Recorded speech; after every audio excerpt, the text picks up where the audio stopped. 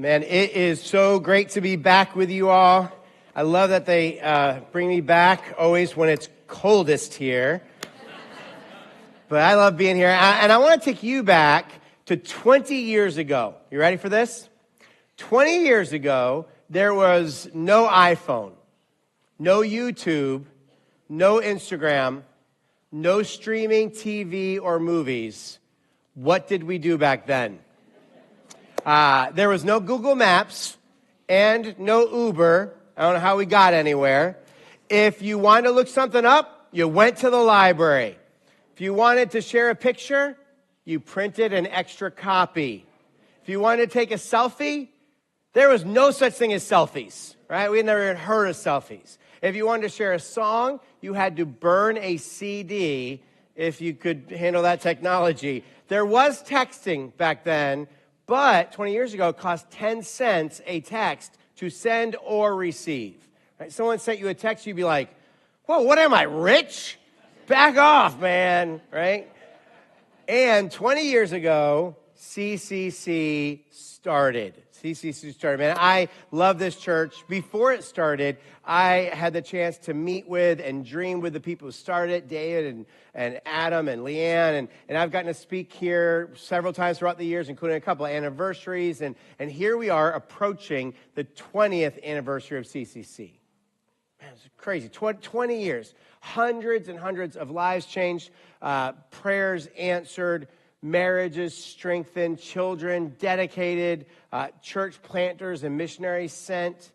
You think of all that's happened in these 20 years, it's amazing. But this morning, I want to do more than look back with gratitude, though we should totally do that. I want to ask a fundamental question, a question that I think will determine what happens in the next 20 years. The question is, why? Why did this church start? Not when or how, but why? And the answer is Jesus.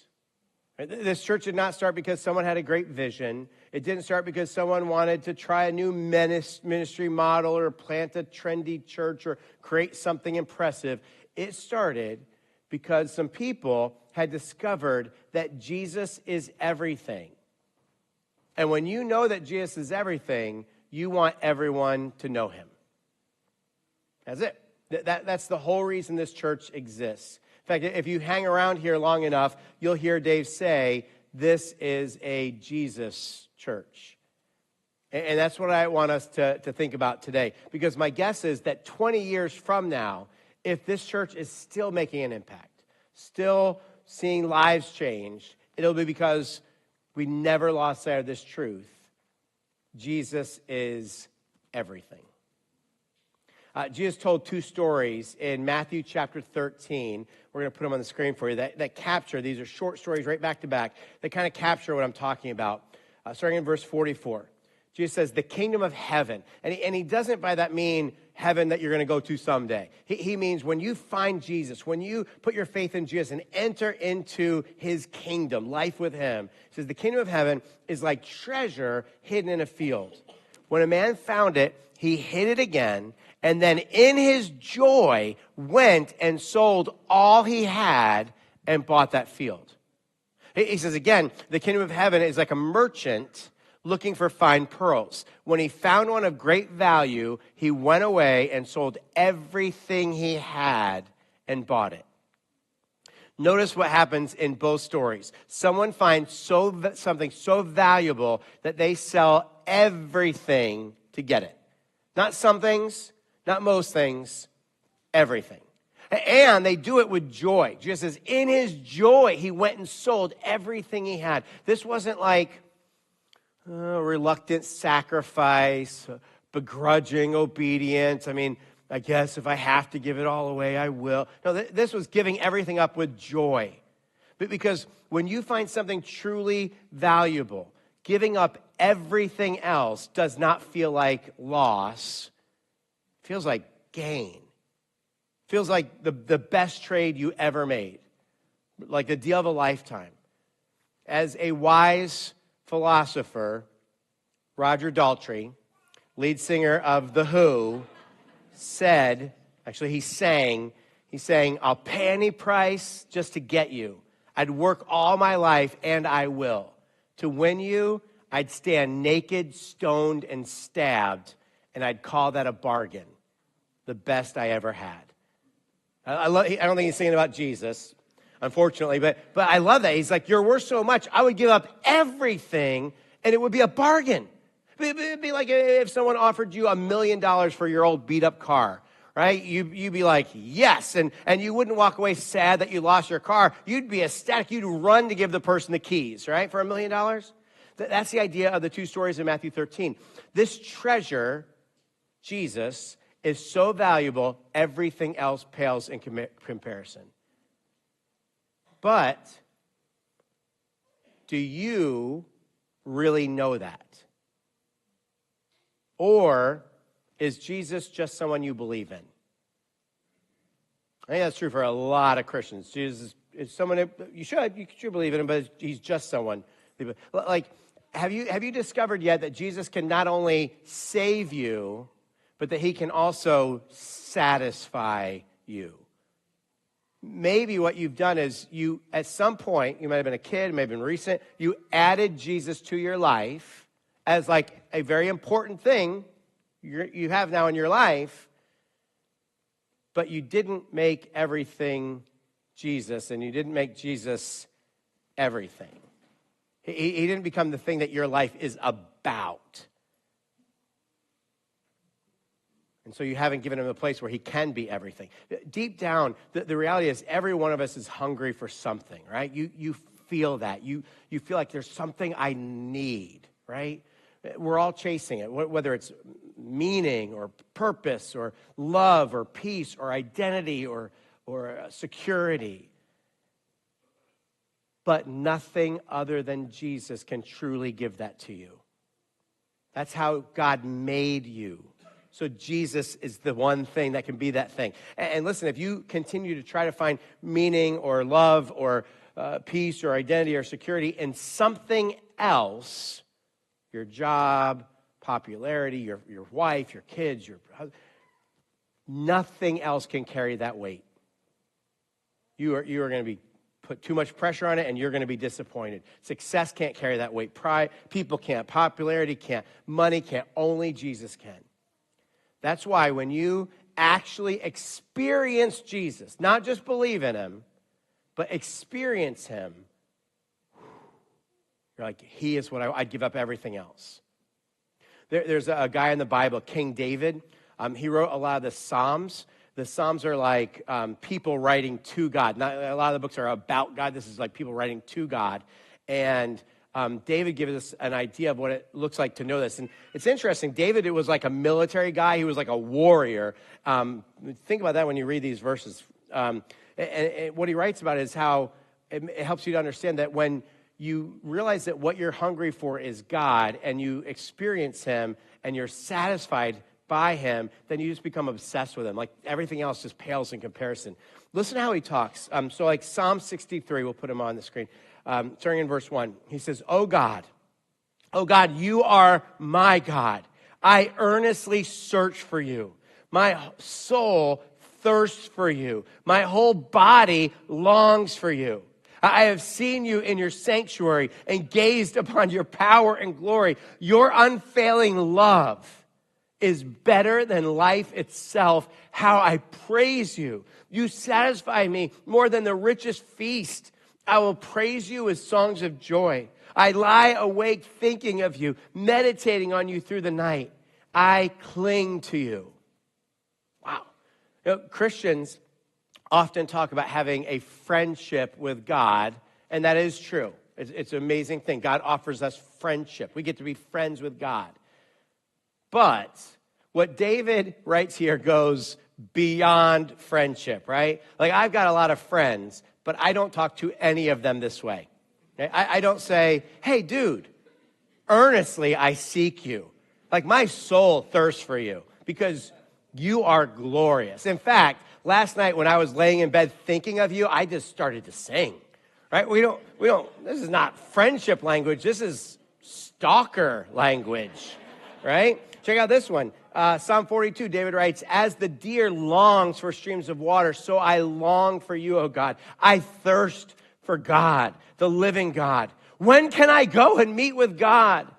It sounds like an 8th grader who's become obsessed with another 8th grader and is like, maybe after class they'll be at their locker. Maybe I'll see them, right? It's crazy. Here's one more, Psalm 73. He says, whom have I in heaven but you? I desire you more than anything on earth. My health may fail and my spirit grow weak, but God remains the strength of my heart. He is mine forever. For David, God was not just someone he believed in. God was his treasure. God was the object of his obsession. And do you want to know what God called David? Acts 13, verse 22, he says, David, he says, is a man after my own heart. That's exactly what David was. David was after God's heart. He was pursuing God. And the truth is, we're all obsessed with something. And Jesus is the only thing worthy of your obsession. Man, a lot of you could say this too, but I can tell you, I lived for everything. But what I realized was once I got it, I needed more of it. Like it satisfied me for like a minute, and then it was like, well, I need more if I'm going to be happy. And at some point, you have to realize there's something wrong with that, right? Like, why doesn't the thing I think will satisfy me actually satisfy me? And it wasn't until I made Jesus everything that finally my life made sense. And my life started to work, and I stopped feeling empty inside and needy. And I started feeling full. And I was able to actually give to others because I had something in me. Jesus promised that's what happens. He said in John 7, he says, anyone who is thirsty may come to me. He says, if you're thirsty, I'm the one to come to. He says, anyone who believes in me may come and drink, for the scriptures declare rivers of living water will flow from his heart. He doesn't say, if you believe in me, that will happen. He says, if you come to me and drink. And Jesus said, I am the bread of life. Whoever comes to me will never go hungry, and whoever believes in me will never be thirsty. And I have found that to be true. I don't know anything more true than that. Jesus is everything. Jesus is what you are looking for. Now, here's where this gets even more practical and kind of challenging and maybe even a little uncomfortable for a lot of us.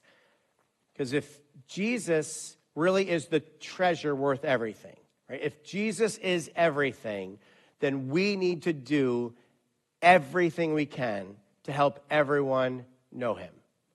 You can't find this treasure and keep it to yourself. Maybe if you discovered a cure for cancer, you wouldn't go, I'm just going to keep this to myself, right? If you found the solution for world hunger, you wouldn't hoard it, right? You do everything to get it out to as many people as possible. And if that's true for physical healing or physical food, how much more true is it for the one who can satisfy the deepest hunger of your soul and offers eternal life? When you know everything, you will do everything you can to help everyone know him. Everything. Like you'll sacrifice your comfort. You'll take risks. You'll step out of your normal routine. You'll have awkward conversations. You'll invite people to church, even if inviting them makes you nervous. You'll share your story, even though you're not sure exactly how it's going to be received. You'll do everything you can. You will do anything it takes. Years ago, there was a group of people in a small town in Germany called the Moravians. They became some of the most dedicated missionaries in church history. They went to the hardest places.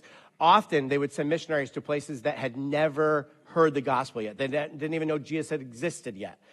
This entire town, basically the whole town, was the church. They all went to church together, and they existed to send missionaries out around the world to the places that needed Jesus, the gospel, the most. In fact, they planted churches back in the day all over America, including here in Maryland. In the late 1700s, they sent two men to be missionaries to Greenland. The natives of Greenland had never yet heard of Jesus. And so these two missionaries go there, and it's going pretty well. They feel like we have an opportunity here. They'll listen to us to tell them about Jesus. And they send a report back to their church. They send a letter. When you went to be a missionary back then, you never went home. Like, it wasn't like, well, we're going to fly home. Like, it was just you went forever. But they sent a letter. And so in this letter, one of the things they noted was that the people in Greenland had no idea what a lamb was. They'd never seen a lamb, never heard of a lamb. And so when these missionaries said that Jesus is the Lamb of God, they're like, meh. And so these missionaries let the church know, hey, in Greenland, we're calling Jesus the seal of God. I think it's weird. I'd just be like, we're just not going to use any animal metaphors, but no. Okay. But then becomes the important part of the letter. In this letter that the two missionaries wrote, there is fertile ground here for the spread of the gospel.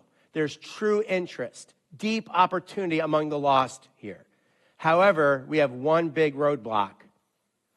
We don't have wives. They explain that in Greenland, everyone is married. Everyone. There's just no single people. They said the only reasons in Greenland that someone is not married is if they were insane or a horrible criminal. And so they said that the people here don't completely trust us because we don't have wives. And that we need the credibility of being married. And so they write to the church, if you could send a wife for each of us, that would open a door, and a lot more people would believe, and we could baptize people and start new churches here. So the pastor reads this letter to the church on Sunday morning, and he asks, will all the single ladies, he says, well, all the single ladies who would be willing to move to Greenland, marry one of these two men, and never come home again, never see your family again, please come forward. And all of the single ladies come forward. So what the church is, they actually rolled dice to decide which two were going to go. And these two women hugged their families goodbye forever. I'm never going to see anyone I know again. And get on a ship to go to a place they had never been to marry men they did not know. Why would they do that? Because Jesus is everything. That's why. Their attitude was, if the only thing standing between these people going from death to life, going from hell to heaven, is me marrying someone who is a genuine follower of Christ, of course I'll do that. If I have to leave everything I know and leave my family forever, count me in. And these women did not see themselves as victims. They saw themselves as privileged. I got chosen from the dice. They're privileged to be part of something eternal, privileged to play a role in people knowing Jesus, to give up everything for that. They called it a bargain, the best they ever had. And can you just picture the day the boat finally arrives, and these two missionary guys are standing there watching to see if their wives would get off the boat, and the two ladies get off, and they're all like, if you like it, then he should have put a ring on it. Probably not. But the gospel spread. It spread to places it had never been before. People were saved. Lives changed for eternity, all because some people believed that Jesus was worth everything. And so they gladly rearranged their entire lives so someone else could know him. You might think, wow, that cool story. I guess that people back in the 1700s used to do that. No, people still do that today. Here's a story from just a couple years ago. There's a young man in India named Savar. And Savar was part of a Hindu extremist group. In India, there's Hindu extremist groups who try to kill Christians and bomb churches and all these sorts of things. And Savar is a young man, like 1920, and they gave him an assignment to go to a Christian youth conference, pretend he was there for the conference, to spy on it, find out who's going to this, and if he could, to disrupt the conference and ruin it. During the conference, of course, he hears about Jesus. And he comes to believe in Jesus. And he surrenders at this conference his entire life to Jesus. And then he enrolls in Bible college. And a couple years later, he graduates. And he says to the college, he says, I want you to send me to the most difficult place you can. I want to go to the hardest place. And so they say, okay, well, a pastor just moved to start a church in this remote tribal village. It's a hard place. And you could join his work, and you could be the evangelist, and he'll be the pastor. And he said, I'm there.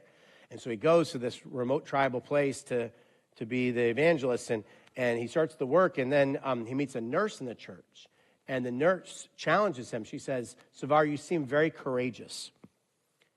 And so I'm going to invite you to come with me up the mountain, because the people up the mountain have never heard of Jesus, and they need Jesus. Well, the people up the mountain were cannibals, and no one had ever gone up that mountain and come back. No one. You went up that mountain, you were killed and eaten. In fact, just recently, some police officers were sent up the mountain to investigate some missing people, and the police officers never came back. The only person who ever came back was this nurse, and she came back because they knew that she could give them medical attention and help, and so they let her live and come back and give them medical help. She said, come up with me to the cannibals and share Jesus with them. Savar knows if I go up there, I will die. If I go up there, they'll kill me and they will eat me. And he said, yes, I will go with you up the mountain, even though it meant certain death. Because why? Jesus is everything. And everyone needs Jesus. So they arrive, and the nurse says to the cannibals, she says, this man has been sent to you from God. He can do amazing things for you. He can do miracles. And Savar thinks, I can? I have never done a miracle. I don't know what you're talking about. But she knows, I have to try to convince them not to kill him right now and eat him. And so they say to Savar, they say, okay, we have 4 children who are about to die. These kids are literally on their deathbeds. They're so sick. And they say, if you pray for them and God heals them, your God heals them, we'll know that your God is real and we'll listen to you. That's your chance. And Savar knows, if these kids don't get healed, I'm lunch. And he prays for them for 6 straight hours. He's crying. He's begging God to heal them. And after 6 hours, no change in the kids. And so Savar says to the cannibals, he says, let me return home. I will come back in a week, and I'll pray for them, and maybe they'll be better. And he begs them, and the nurse begs them. And they say, okay, we're going to let you go, but you have to come back a week from today. And he leaves. Now, if I'm Savar, I'm going to be like, God, that's the one promise I'm not going to keep. I tell the truth, God, but maybe not this one time. I'm not going back there. No way. But a week later, Savar goes back. And all 4 kids are completely healed, completely healthy. And they say, you can do miracles, we'll listen to you. And he tells them about Jesus, and dozens of these cannibals turn to Christ. Not all of them, there's still many who didn't, but dozens and dozens do. And he starts ministering to these people and going up and sharing Jesus with them. And he soon realized, this is interesting, that he realized after a while, there's no old people here. There's no one old. And he discovered why. In that tribe, this is not years ago, this is right now. In that tribe, the day you turn 60, you are sacrificed and eaten. That's your 60th birthday.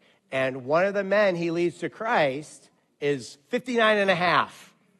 True story. And so he tells this man, he says, you don't have to die. I know that this is what happens here, but no one's ever had an option. I will take you. And I have a place where you can live. We will take care of you for the rest of your life. You will be fine.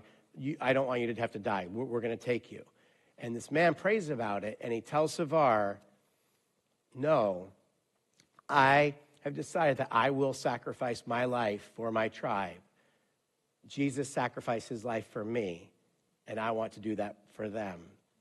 I want them to know that I love them the way Jesus loved me. Why was Savar willing to go to a place where he was sure he'd be killed? Because Jesus is everything. And if you know that Jesus is everything, you do everything you can to help everyone know him. And I'm not saying anyone has to get on a ship to Greenland or go preach to cannibals, but I am saying that if you believe Jesus is everything, then you need to do everything you can to help everyone know him. You say yes when God calls you, when he nudges you. You step out when it's uncomfortable. You give even if it costs you. You go when it's inconvenient. You speak even when it feels awkward, because you have found something. You found someone worth far more than your comfort or your convenience or your reputation. And one of the reasons I tell you all this is because this is the story of this church. 20 years ago, there were people who left good jobs and great churches, who made big sacrifices so you could know Jesus.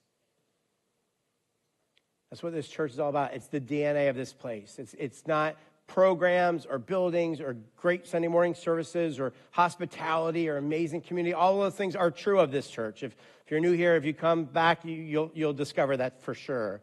But that's not the why for this church. This is a Jesus church. And to be clear, you are this church, right? This church isn't you're this church, you, which means you are the next chapter of this story. Like, you are the ones who will carry this forward for the next 20 years. You are the ones who will decide whether this church continues to be a place where Jesus is everything and where we do everything to help people know him. 20 years ago, people did that so that you could be here today. And I wonder who's going to be here 20 years from now, 20 months from now, 20 days from now because of you. So I want to ask you two questions, and then I'm done. First question, you ready? What do you need to leave to pursue Jesus? What do you need to leave behind to pursue Jesus? Maybe it's your comfort zone. It might be a hobby. Hobbies are good things, but maybe your hobby has become an idol. It might be a relationship that's holding you back from fully pursuing Jesus. It might be a fear that's holding you back from doing the thing, stepping into the thing that Jesus is calling you to do. What is it that you need to leave behind to fully pursue Jesus so you can experience Jesus and know that he is everything? Second question, who is the one you need to pursue? Jesus talked about the shepherd who leaves the 99 to go pursue the one, and he said, that's my mission, and I give you that mission. So who's the one?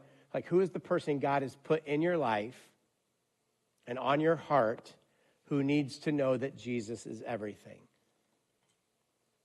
Coworker, neighbor, family member, a longtime friend. Who is it that you're willing to pray for every day and invest your life in and invite and do whatever it takes so that they can know Jesus? David wrote, remember in Psalm 63, he said, your unfailing love is better than life. Jesus is better. He's better than all the good things this life has to offer. He's better than success and comfort and pleasure and achievements and recognition and food and security and wealth and health and relationships and all of it. When you know that, you become obsessed with knowing him and helping others to know him.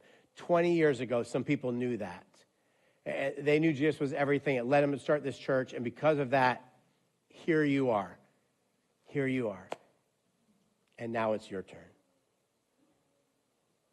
We're going to give you a couple minutes right now to think about all of this, to pray, to ask God and to listen for what he has to say to you about all this. During this time, we also make time to take communion.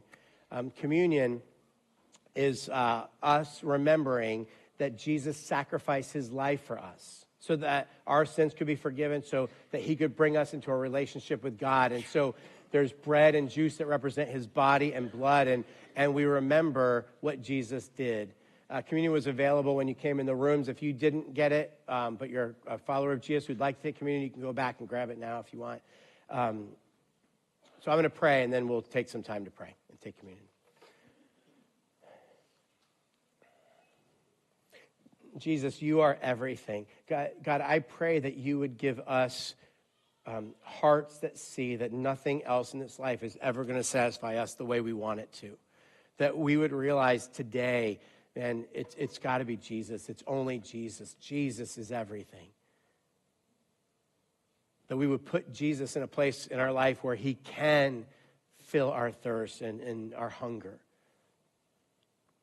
And God, as we understand that we would want everyone to know him. And so we would share him and do whatever it takes, do everything we can so everyone would know him. God, thank you for communion that reminds us what Jesus did for us, that he gave everything. And help us to want to give everything for him. We pray all these things in his name. Amen.